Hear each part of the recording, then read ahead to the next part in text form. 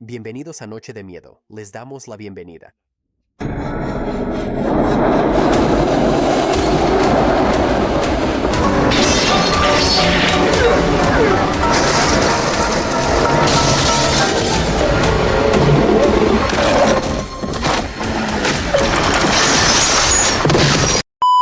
Un actor de terror que dejó su carrera para hacer películas para adultos, un director que vivía en su auto y una escena de seducción vampírica tan sexual. La MPA perdió la cabeza.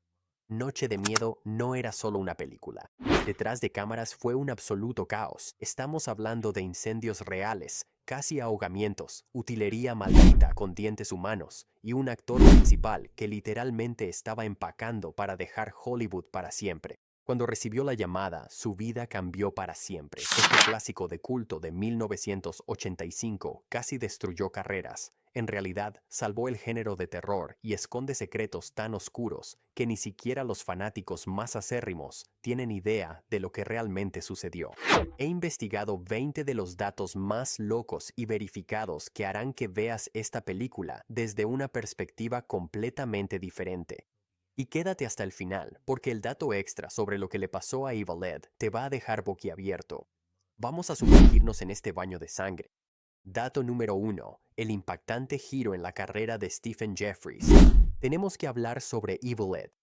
Stephen Jeffries nos regaló una de las actuaciones más icónicas del terror, con esa risa maníaca, ¿verdad? Bueno, aquí es donde la cosa se pone loca. A finales de los años 80, Jeffries desapareció por completo de Hollywood. Durante años, los fans se preguntaron qué había pasado. Luego, a principios de los 2000, Internet descubrió la verdad. Se había convertido en actor de cine para adultos bajo el nombre de Sam Ritter. Estamos hablando de un giro de 180 grados respecto a las películas de terror. Además, bueno, un tipo de entretenimiento muy diferente. Pero aquí viene lo mejor. Jeffries no lo oculta. Ahora aparece en convenciones de terror.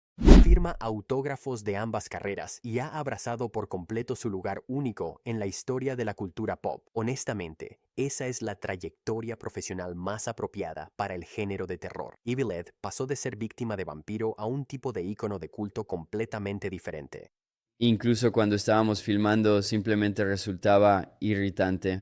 Pero por supuesto Tom insistió y él sabía mejor, así que ya sabes, confié en su juicio y funcionó. Y bueno, obviamente él sabía lo que hacía, porque todo salió bien, ya sabes, y resultó ser una gran película. Dato número 2. El director vivía en su auto. Tom Holland no solo se arriesgó al dirigir Fright Night, esta era literalmente su última oportunidad para tener una carrera. Antes de conseguir este trabajo, a Holland lo habían despedido de otro proyecto y, básicamente, lo habían puesto en la lista negra de Hollywood. Estaba sin dinero, desesperado y sin hogar. Durante el periodo de preproducción de 2 semanas, Holland en realidad dormía en su auto porque no podía pagar un hotel o un apartamento. Imagínate eso, el director de una película de un gran estudio viviendo en un vehículo, presentándose a las reuniones de producción después de asearse en los baños de las gasolineras. Él lo dio todo en esta película porque fracasar significaba que su carrera en Hollywood se había terminado para siempre. Esa desesperación se siente en cada fotograma. Es lo que hace que la película sea tan cruda y auténtica. El éxito era sobrevivir, y Holland estaba luchando por... Hablemos un poco más sobre su vida personal y los aspectos más destacados que la han definido a lo largo de los años. Ahora, pasemos al dato número 3, que seguramente te sorprenderá y te permitirá conocerla aún mejor. La MPAA calificó la música de pornografía oral. La banda sonora de sintetizador de Brad Fiedel es legendaria, pero la versión original era demasiado sexy para los sensores. Cuando la MPAA revisó la escena de seducción en la que Jerry atrae a Amy, no solo señalaron las imágenes, sino que literalmente describieron la música de sintetizador palpitante como pornografía oral. Piénsalo un momento. Las propias ondas sonoras se consideraron demasiado sexuales para una clasificación R. Fidel había creado estas frecuencias graves y rítmicas que, al parecer, imitaban, bueno, ya te lo imaginas. Tuvo que volver y reducir los niveles de graves, haciendo la música menos palpitante para satisfacer a la junta de clasificación. Es una locura que un sonido pueda considerarse demasiado erótico, pero al parecer Fidel había creado algo tan visceralmente sensual que, incluso sin imágenes, los sensores lo consideraron explícito. El hombre era, literalmente, demasiado bueno en su trabajo.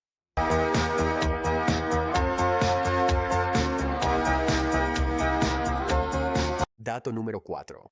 Amanda Bear casi se ahoga frente a la cámara. La aterradora escena de la bañera donde la vampiresa Amy ataca a Charlie casi se convierte en una verdadera tragedia.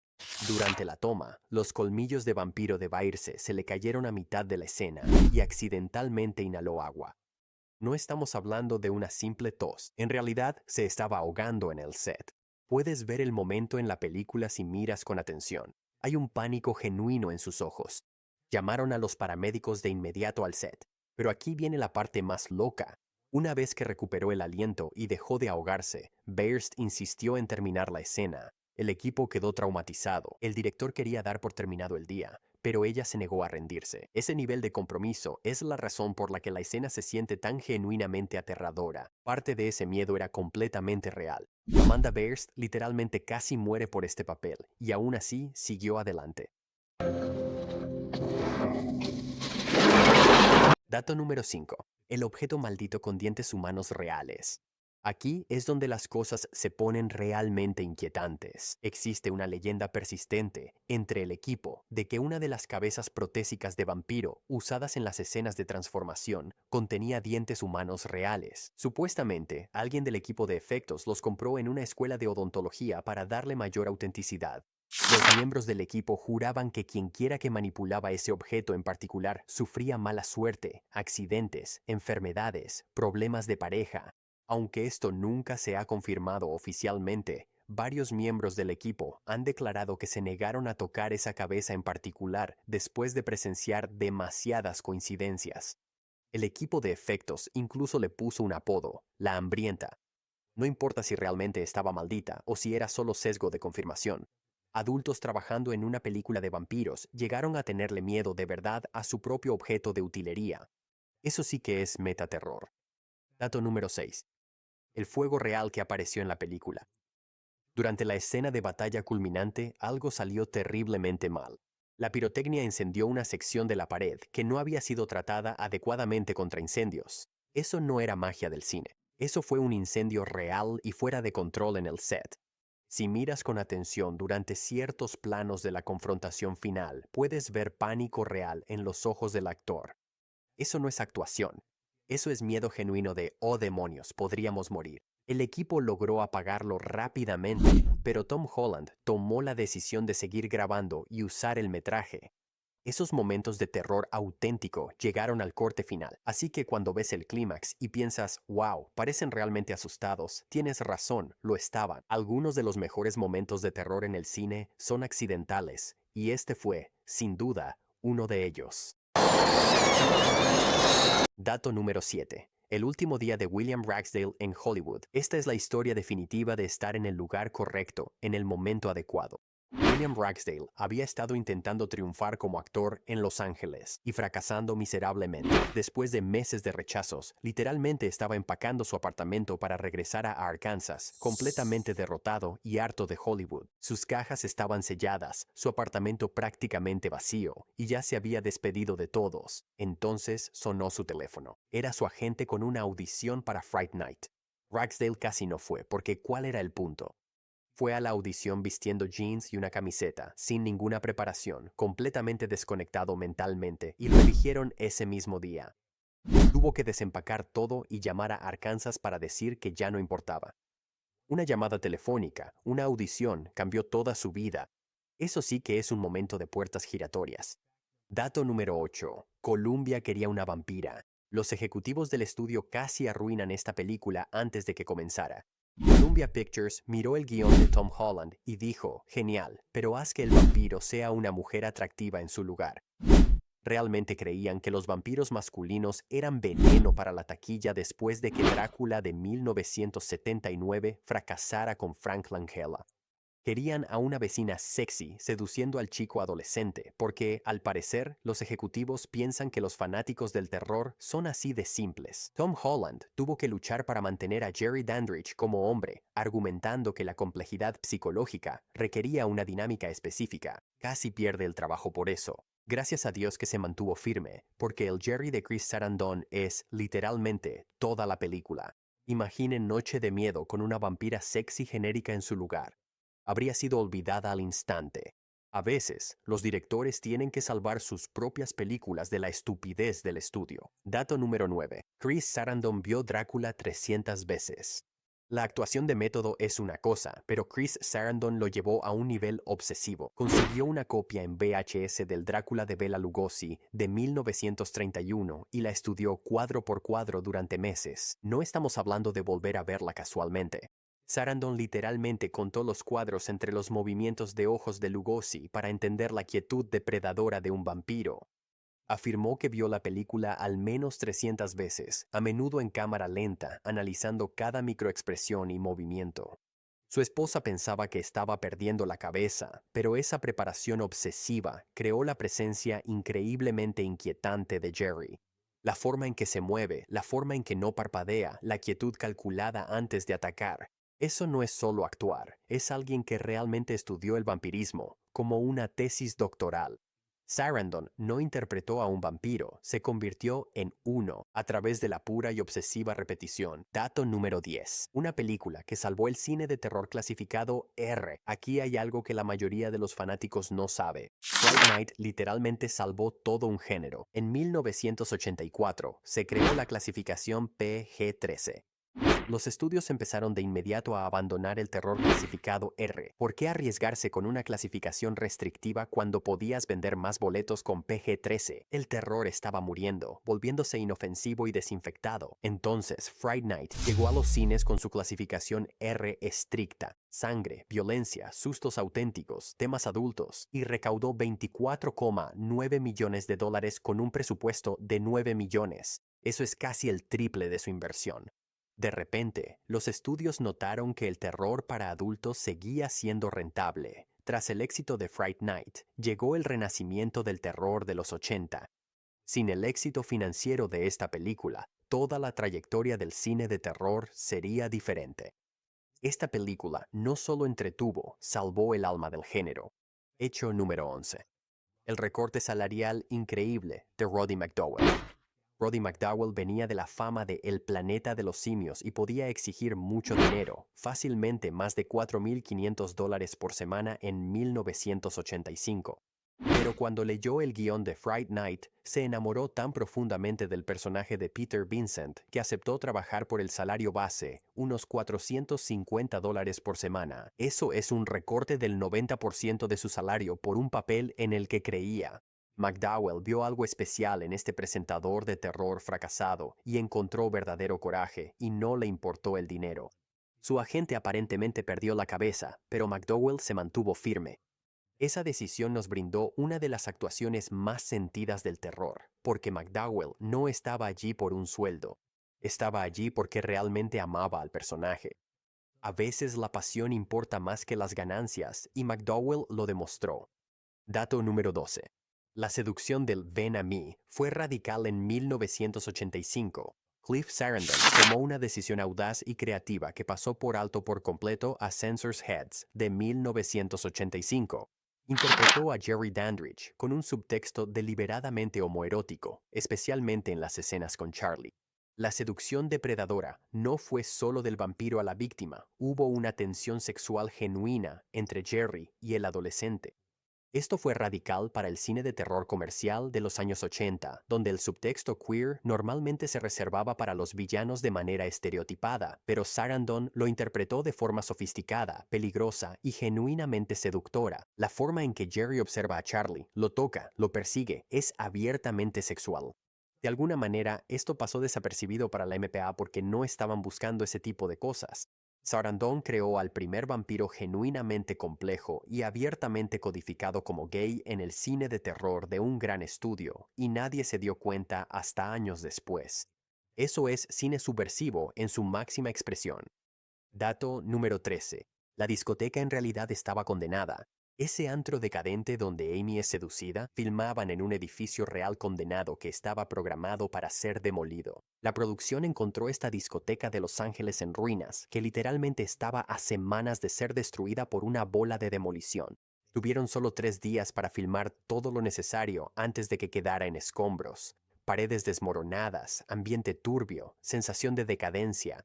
Eso no fue diseño de producción. Aquello era una auténtica podredumbre urbana. El edificio no era estructuralmente seguro, por lo que se permitió el ingreso de una cantidad limitada de personal a la vez. Se puede sentir la auténtica crudeza en esas escenas porque estaban filmando en un lugar que estaba literalmente muriendo. Después de terminar Fright Night, el edificio fue demolido. Esas escenas existen como el metraje final filmado en ese lugar.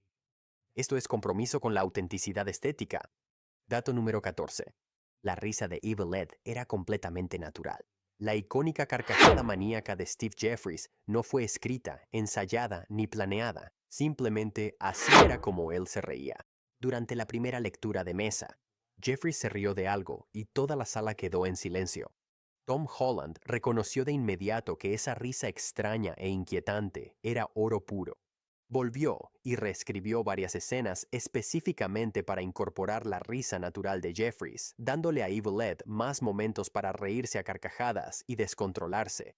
Ese sonido distintivo que se convirtió en sinónimo del personaje. Eso fue Steven siendo Steven. Es el ejemplo perfecto de un director que reconoce un rayo en una botella y construye a su alrededor. Jeffries no intentaba crear una risa espeluznante, solo estaba siendo él mismo, y resultó que estaba completamente desquiciado. A veces las mejores elecciones de personajes son aquellas que no son elecciones en absoluto. ¿De qué estás hablando? Tengo un vampiro viviendo al lado de mí. ¿Qué? Dato número 15. Todo el corte original fue destruido. El corte original del director de Tom Holland tenía una duración de 145 minutos, casi 2 horas y media de caos vampírico.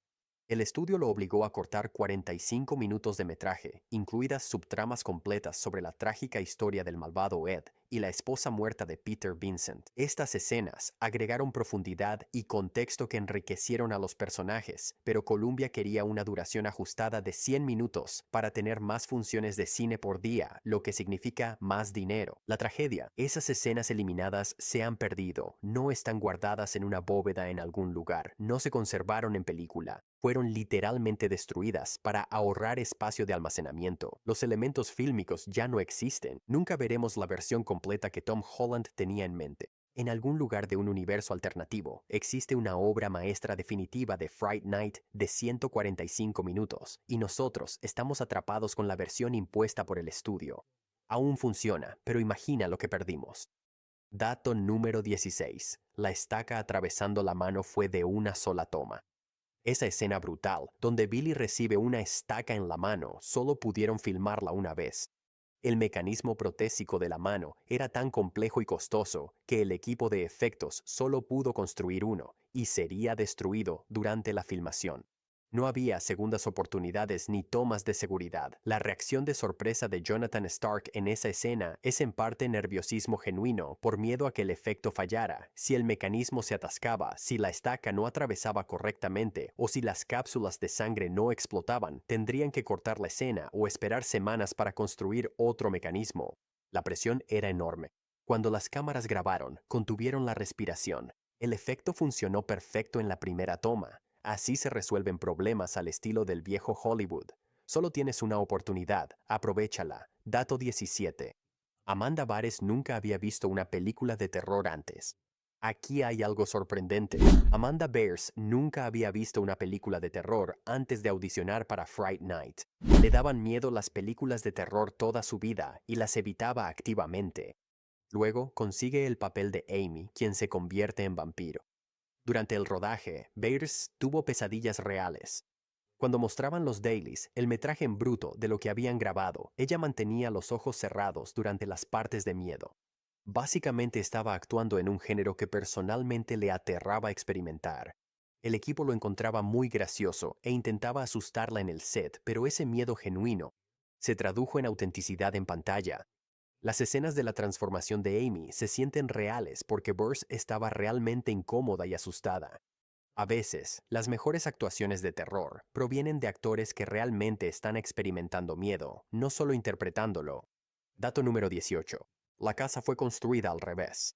La guarida de Jerry Dandridge siempre ha parecido sutilmente incorrecta, y hay una razón genial para ello. El diseñador de producción construyó intencionadamente los decorados interiores, con distribuciones invertidas en comparación con las casas normales, espejos en el lado equivocado, puertas que se abren al revés, muebles colocados en posiciones psicológicamente inusuales. El cerebro humano reconoce de manera subconsciente las normas arquitectónicas, y cuando esos patrones se violan, nos sentimos incómodos sin saber por qué. Los espectadores que ven Noche de Miedo no logran identificar exactamente por qué la casa de Jerry resulta tan inquietante, pero tu cerebro sabe que algo no está bien. Es el diseño de horror subliminal en su máxima expresión. La arquitectura invertida crea una sensación inconsciente de que algo está mal, lo que hace que la casa de Jerry se sienta inherentemente malvada y antinatural.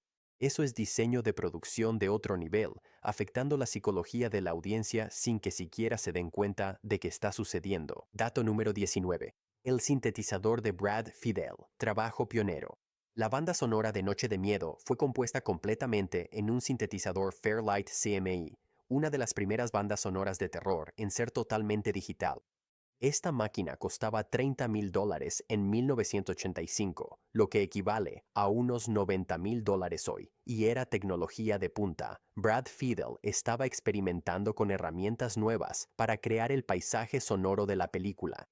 Las técnicas de sintetizador que desarrolló para Noche de Miedo las reutilizó y perfeccionó para una pequeña película llamada Terminator. Ese sonido icónico de Terminator comenzó aquí, en una película de vampiros. Fiedel estaba siendo pionero en el sonido digital de terror, antes de que nadie entendiera lo que eso podría ser. La banda sonora pulsante, electrónica y atmosférica que se siente tan perfectamente ochentera, en realidad era tecnología revolucionaria. La banda sonora de Noche de Miedo no solo era buena, literalmente influyó en cómo sonarían la ciencia ficción y el terror durante la siguiente década. Dato número 20. La casa de los Brewster se convirtió en un lugar emblemático del terror. El exterior de la casa de Charlie Brewster es una residencia real en el vecindario Rancho Estates y todavía existe hoy en día. Pero aquí está el problema. Los propietarios han suplicado repetidamente a las productoras y a los sitios de fans que dejen de publicar su dirección. Durante décadas, los fanáticos del terror han estado invadiendo la propiedad, tomando fotos, recreando escenas y, en general, haciendo la vida difícil a los actuales residentes. Imagina comprar una casa y descubrir que es un lugar de peregrinación para los fanáticos de las películas de vampiros. La propiedad ha cambiado de manos varias veces y cada nuevo propietario descubre la maldición de vivir en un lugar famoso por sus rodajes. No hay ninguna placa histórica, ningún reconocimiento oficial, solo un flujo constante de fans que no dejan el lugar en paz. Es el horror del mundo real que sigue dando de qué hablar 40 años después. Dato extra, el encargado de los colmillos de vampiro. He aquí un trabajo que existió en Fright Night y literalmente en ningún otro lugar de la historia del cine. El encargado de los dientes. Los colmillos de vampiro eran tan incómodos y mal ajustados. Los actores solo podían usarlos durante intervalos de 15 minutos antes de que les sangraran las encías. La producción contrató a alguien encargado solo de las prótesis dentales de vampiro, limpiarlas, ajustarlas, controlar a quién pertenecía cada par de colmillos y programar los turnos de uso. Esta persona pasó 8 semanas haciendo solo logística de colmillos de vampiro. Ninguna otra producción cinematográfica ha necesitado este puesto antes ni después. Es el trabajo más extrañamente específico en la historia del cine, y existió porque todos subestimaron lo difícil que serían los colmillos falsos. En algún lugar hay una persona cuyo currículum incluye encargado de colmillos de vampiro en la experiencia laboral, y eso es hermoso. Así que ahí lo tienen. 20 datos insanos que prueban que Fright Night no fue solo una película, fue un hermoso caos. Desde directores viviendo en autos, actores que casi se ahogan, hasta cambios de carrera que absolutamente nadie vio venir. Esta película fue un milagro que casi no sucede. Si estos datos te volaron la cabeza, dale like, porque realmente ayuda a que más fanáticos del terror descubran contenido como este. Suscríbete y activa la campana de notificaciones para que no te pierdas cuando profundicemos en otros clásicos de terror de los 80.